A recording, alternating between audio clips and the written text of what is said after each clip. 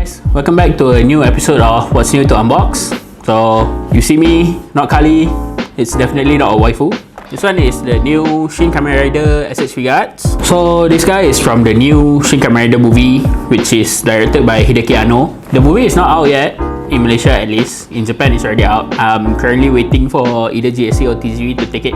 Please, I want to watch it in big cinema. Now I think you can take a look at the box. So you can see here, the front is they have the Shin Kamen Rider with the code, which they did include in the box. You can see the printing is actually the figure himself is a shiny printing, and the box itself is just a matte printing. So on the left side, you can see the Shin Kamen Rider without the jacket. On the right side, it's a full figure shot with the code, and on the top is the Shin Kamen Rider logo and the S.H.Figuarts Kamen Rider. Some info on the bottom about the figure and something about S.H.Figuarts. It's mostly covered with stickers. And the back is where the window is located, which is more to the high-end S.H.Figuarts one, which is oh yeah, I forgot to mention, this one is actually a normal release, not a Bandai. So that's why they have a window here. You can see the figure himself, some of the poses, and some of the info, and yes, the Kamen Rider. So now I think we can unbox the figure. Don't kill me. Okay, so a bit on the box. So you open, this one is like Kali's your figure. They have a bit of instruction in here, unlike my last review with the Geats one. That one actually came with a paper instruction. So this one includes in the box. I think on the other side they include for the for you to wear the jacket.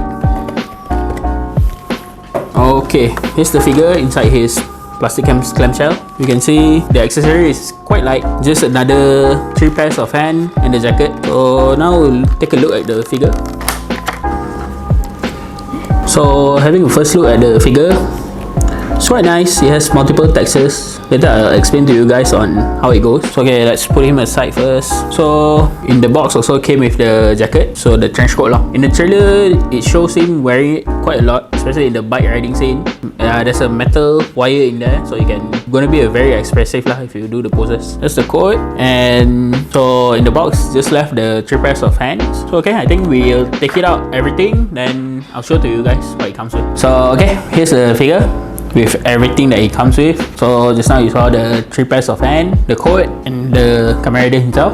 So I think I can show a bit more on the hand. So he comes on the figure himself is 1 pair of the normal resting one, then 1 pair of his, and 1 pair of the sharp hand that he used, like the dabbing hand. So the last pair is the pointing hand, which he did in some of the poses. And one more of the accessory is the wired cloth cape, which is very highly detailed for like a small 6-inch figure. This is quite nicely detailed. You can see there's proper working belts which you can actually tie on the figure. Okay, that's it for the cloth. So I think we'll take a proper look at the figure. Okay, taking a close look at the figure, it's painted very nicely. So oh yeah, just now I mentioned there's a multiple different textures. So for the armors, it's all a very smooth texture. So the suit compared to the armor has a very rough texture, more like a jeans or a clothes. So like the pants one feels like a jeans, which is quite unexpected for a Kamen Rider figure. So if you watch the series one, like the Geats, they have a logo on their leg, especially like the Rookie or that's all have a leg logo lah. But this one is just a flat, but it's quite textured. It's not just a flat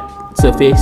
The belt is painted very bright silver, this side and the side buckle, and the bolts on the armor is painted silver, which is quite nice. It's so small. I think it's hand painted instead of printing. And the scarf is a different piece which you can move, and quite a different thing from a normal Kamen Rider. He has a hair sticking out, and it's not posable, but it has a wiggle to it. Other than the texture difference between the inner suit and the armor, the eyes are actually clear plastic, which is painted on the inside, or it's layered lah, because they have like the honeycomb pattern inside. The antenna is actually painted silver quite nicely, and at the back there's actually a logo for the Kamen Rider. There's a writing there which appears in the movie, but it's too small, I cannot read it. The belt is painted very nicely, silver and red, and it has the black accent to it. So I think next we'll show you the articulation. So for the Kamen Rider's articulation, I think we start with the head. So as mentioned before, the hair it's a separate part. which actually moves around, which is quite nice. If you're doing animation, you can do like an idle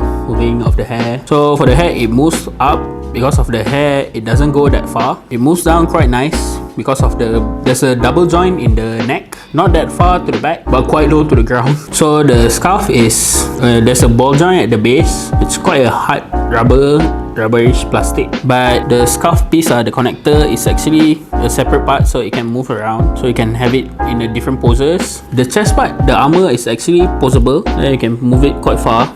So if you move it to the inside, you can actually have a more butterfly joint for you to go a bit in front. So there's a butterfly joint on the top of the shoulder, full 360, then a bicep swivel, so the double jointed elbow. So the hand is actually ball jointed with a hinge, which can actually go up and down. So there's actually a wrist movement. The upper torso can go, so that's how far it can go, to the arch to the back and not that far to the front. Then there's a waist rotation. The belt is on a separate, it's not actually connected to the body, so it can wiggle around. So the legs are, I think, could be a ball joint, could be a hinge. So it has a pretty nice articulation. And there's a thigh swivel and a double jointed knee. So the legs is on a hinge, the single peg hinge, so you can move around a bit. And there's a toe bend.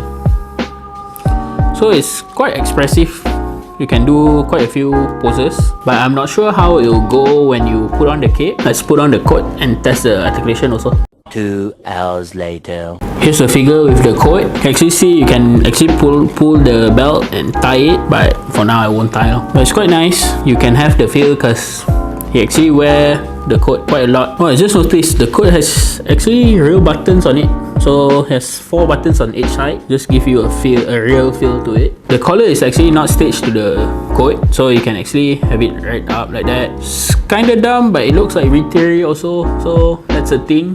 The articulation is, well, definitely hindered, especially on the hands, on the shoulder, because of the huge amount of cloth there. But it can do a decent pose. Forgot to mention the cape wired, so you can do some nice windy poses. So it will stay in place, so quite nice. That's it for the articulation. So I think we can do some comparisons with other S.H.Figuarts we have. So here I have Geats, the latest Kamen Rider in normal show. Unexpectedly, as you guys can see, Geats is actually taller than Shin Kamen Rider, and he's more bulkier. And compared to the Shin Kamen Rider, which is based on the first Kamen Rider Ichigo, this guy is more closer to the original design. Almost can see how much is the difference now. So 50 years and 40 Kamen Riders later. Okay, now we'll check the size comparison. Shin Kamen Rider is around 15 cm, not including the antenna.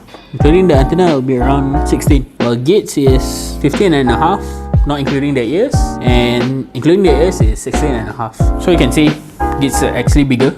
So final thoughts, it's a very nice figure, very well painted, and the cloth head, nice inclusion. The cloth head a bit hinders the articulation, but overall it's quite nice presentation, and he does use it a lot in the show. So that's it for the video. For the people who stay until the end, here's a little freebie for you guys. You guys can scan here. There's a QR code here. You guys can get I think 500 panic points. So you guys need to use our app panic.my, use the scanner, scan it, and you'll get the free panic point. Thanks guys for watching the video. If you enjoyed the video, do give us a like and subscribe, and see you guys on the next What's New to Unbox.